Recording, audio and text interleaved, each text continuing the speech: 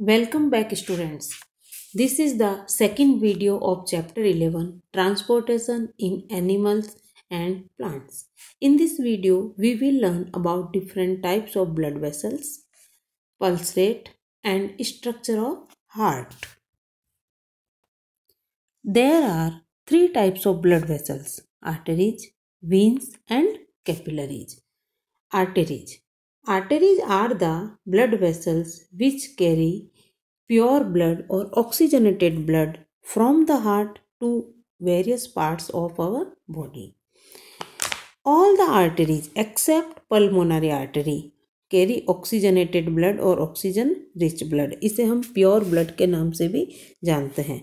Pulmonary word is related with heart lungs. So pulmonary artery का मतलब ये होता है हमारे हार्ट के जो राइट साइड में वेंट्रिकल होते हैं उस राइट वेंट्रिकल से लंग्स तक ले जाने वाली लंग्स तक ब्लड को पहुंचाने वाली जो आर्टरी होती है हम उसे पल्मोनरी आर्टरी कहते हैं. और ये जो पल्मोनरी आर्टरी होती है इसमें हमारे हार्ट के राइट साइड से डीऑक्सीजनेटेड यानी इम्प्योर ब्लड जो है वो लंग्स तक पहुंचाया जाता है जिसमें कार्बन डाइऑक्साइड की मात्रा ज़्यादा होती है. सो कार्बन डाइऑक्साइड गैस जो होती है वहाँ लंग्स के अंदर रिलीज कर दी जाएगी और वहाँ से ऑक्सीजन गैस जो होता है वो ब्लड में मिक्स हो जाती है जिससे पल्मोनरी वेन जो होती है वो हमारे लेफ्ट साइड के ओरिकल में लेकर आती है. So here pulmonary artery is the only artery which contains deoxygenated or impure blood. Except pulmonary artery, all other arteries will carry pure or oxygenated blood. Now, the arteries have thick and elastic muscular walls. Arteries की wall जो होती है वो thick होना बहुत ज़रूरी होता है, मस्कुलर होना ही बहुत ज़रूरी होता है. मस्कुलर का मतलब होता है कि उसमें कॉन्ट्रैक्शन और रिलैक्सेशन जो होता है वो इजीली हो सके. ऐसा क्यों ज़रूरी है? Because blood flow with high speed and with high pressure. मतलब फास्ट स्पीड से हाई प्रेशर के साथ ब्लड जो होता है वो हार्ट से निकल करके बॉडी के हर पार्ट में जो है वो पंप किया जाता है. तो इतने ज़्यादा हाई प्रेशर को जो है वो सहन करने के लिए आर्टरीज की वॉल्स का मस्कुलर होना ज़रूरी होता है. Otherwise what happen, they can collapse. तो उससे बचने के लिए आर्टरीज की जो वॉल्स होती हैं these are thick and muscular. Now the arteries like quite deep under our skin and hence they are not easily seen. अगर आप जब भी कभी भी हार्ट हमारे स्किन के पास जो ब्लड वेसल जो देखते हैं उसमें लाइट ब्लूइश ग्रीन कलर हमें जो है वो नज़र आता है. These are not arteries, these are veins. Arteries जो होती है वो हमारी स्किन में अंदर की तरफ रहती है. Now we will read about veins. Veins are the blood vessels that carry blood from all the parts of the body back to the heart. यानी कि हमारी बॉडी से पूरा जो होता है वो डीऑक्सीजनेटेड ब्लड को कलेक्ट करके वेन्स जो होती है वो हार्ट तक लेकर आती है और हार्ट इस डीऑक्सीजनेटेड ब्लड को जो है वो पल्मोनरी आर्टरी के थ्रू जो है वो लंग्स में भेजता है और वहाँ पर जो है वो कार्बन डाइऑक्साइड गैस रिलीज हो जाती है और ऑक्सीजन गैस जो होती है वो ब्लड में आ जाती है. तो यहाँ पर all the veins except pulmonary vein carry carbon dioxide rich blood. यानी कि सभी वेन्स में जो है वो डीऑक्सीजनेटेड ब्लड होता है. केवल एक पल्मोनरी वेन होती है जो लंग्स से प्योर ब्लड यानी ऑक्सीजनेटेड ब्लड को जो है वो लेफ्ट ओरिकल में लेकर आती है, हार्ट के लेफ्ट ओरिकल में. तो in this manner all the veins except pulmonary vein carry deoxygenated और carbon dioxide rich blood. The veins have thin and less elastic muscular walls because the blood flow is not rapid and at low pressure.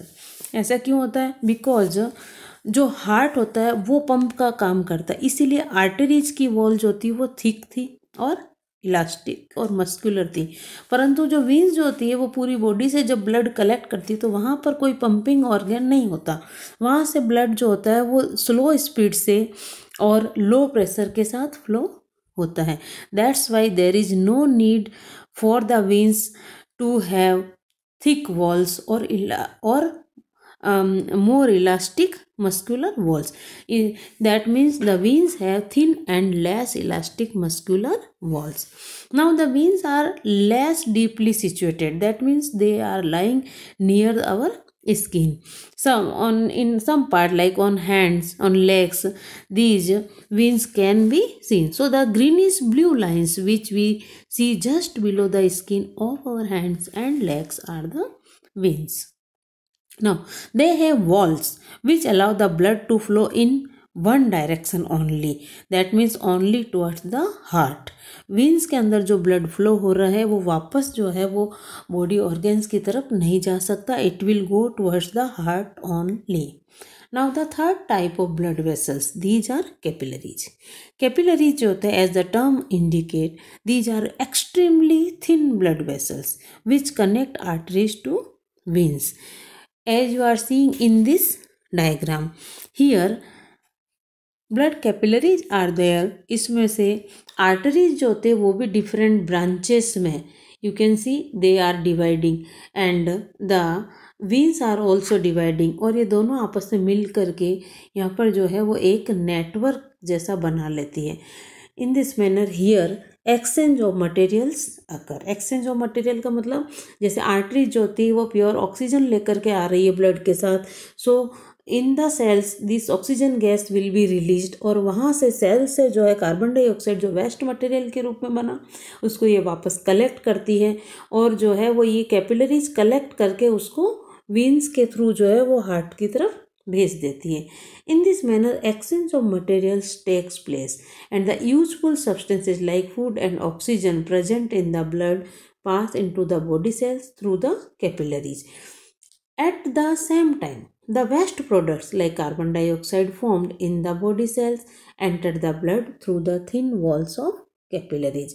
यानी कि ये जो capillaries होती है इनकी जो walls होती है वो सिंगल सेल की बनी हुई होती है और बहुत ही ज़्यादा थिन होती है और इसकी जो थिन वॉल्स के थ्रू जो होता है वो मटेरियल्स का एक्सचेंज इजीली हो सकता है. Now we will read about differences between arteries and veins. Here a table is given. In this table, the differences between arteries and veins are given. First of all, we will differentiate between these two types of blood vessels on the basis of direction of blood flow.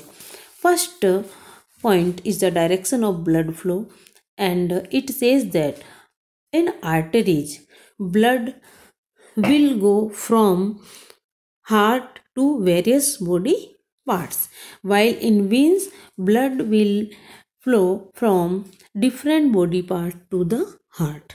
Now the second base for difference is nature of blood. यानी arteries में जो blood flow होता है वो oxygen rich blood होता है except pulmonary artery और वीन्स में जो ब्लड होता है वो कार्बन डाइऑक्साइड रिच ब्लड होता है except pulmonary vein. Now the flow of blood. Arteries के अंदर जो ब्लड फ्लो हो रहा है it will flow at high speed and with high pressure, जबकि वीन्स में जो ब्लड फ्लो हो रहा है it is flowing with low speed and low pressure. Now the walls of these blood vessels. Walls of arteries are thick and elastic. In opposite of this, walls of veins are thin and less elastic. Now walls. Walls are absent in arteries while walls are present in veins. Now position in the body. Arteries are deep seated while veins are not deeply seated. Okay, these all are the differences which we read between arteries and veins. Now to calculate the pulse rate we will perform an activity. For doing this activity we can take any stopwatch or wristwatch to measure the time. Now we will place the middle and index finger as these are shown in this diagram on the inner side of our left wrist and we will press it gently. We will feel some strong regular beating movements or waves under our fingers. This indicates that some liquid is flowing underneath our fingers with a jerk, and this throbbing sensation due to flow of blood under pressure in our arteries is called pulse. Okay, this throbbing sensation, throbbing sensation का मतलब ऐसा लगेगा हमें जैसे एक jerk के साथ, एक झटके से जो है वो बार बार जो है वो ब्लड क्या हो रहा है, फ्लो हो रहा है। हम इसी को क्या कहते हैं, पल्स कहते हैं। और ऐसा क्यों होता है, ये हमारे ब्लड प्रेशर के कारण होता है जिसे हार्ट एक्सर्ट कर रहा है। Now we will count the number of such beats और pulses in 1 minute by using a watch. We can use any stop watch or wristwatch also. The number of beats per minute is called the pulse rate, and for a normal healthy person we will note down that the pulse rate is 70 to 80 beats per minute.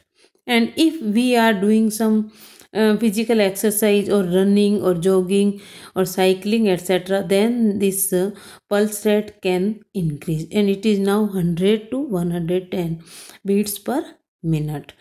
So we can conclude from this activity that a resting person usually has a pulse rate between 72 and 80 beats per minute, while it will increase when we are doing any physical activity. Now we will read about structure of heart. This is the last topic for today's video. You know that heart is an organ which pumps blood to all the parts of our body through the blood vessels. और heart जो होता है, इसकी जो muscles होती है they will never get fatigue, यानी heart की मसल जो होती है कभी भी नहीं थकती, ये नॉन स्टॉप जो है throughout our life they will work. और इसी वजह से हार्ट जो होता है एज अ पंप लगातार जो है वो काम करता है। The heart is located between the lungs in the chest cavity with its lower tip slightly tilted towards the left. The size of heart की जो साइज होती है एक किसी एडल्ट में एक फिस्ट हमारी मुट्ठी के बराबर होती है। It is about 12 centimeter length and 9 centimeter in breadth. Now the heart is covered by double layer membranous sac that is called pericardium. Pericardium जो एक स्मॉल सैक मीन्स एक स्मॉल बैग लाइक स्ट्रक्चर है जिसके अंदर जो है वो heart enclose रहता है। और ये जो डबल लेयर्स है हम इसे पेरिकार्डियम कहते हैं। द हार्ट हैज़ 4 कंपार्टमेंट्स यानी 4 चैम्बर्स होते हैं। 2 अपर चैम्बर्स हैं जिन्हें एट्रिया या ओरिकल्स कहते हैं, और 2 लोअर चैम्बर होते हैं जिन्हें वेंट्रिकल्स कहते हैं। अब इन दोनों चैम्बर्स में जैसे लेफ्ट ओरिकल और लेफ्ट वेंट्रिकल है और राइट ओरिकल और राइट वेंट्रिकल है, तो हार्ट के राइट पार्ट और लेफ्ट पार्ट के बीच में एक सेप्टम होता है। Septum is a curtain like structure which will separate these 2 parts, left part from right part. The left side of the heart has oxygen rich blood that is also called oxygenated blood, whereas the right side of the heart has carbon dioxide rich blood and that is called deoxygenated blood. The left side of heart is completely separated from its right side by means of a partition and that is called septum, जैसा मैंने अभी थोड़ी देर पहले ही बताया है, which prevent the mixing of oxygenated blood with the deoxygenated blood. Right Oracle और right ventricle के बीच में एक यूनिडायरेक्शनल वॉल होता है जिसे ट्राइकस्पिड वॉल्व कहते हैं, और ये जो है वो वेंट्रिकल से ओरिकल की तरह यानी बैकवर्ड वापस फ्लो को रोकता है।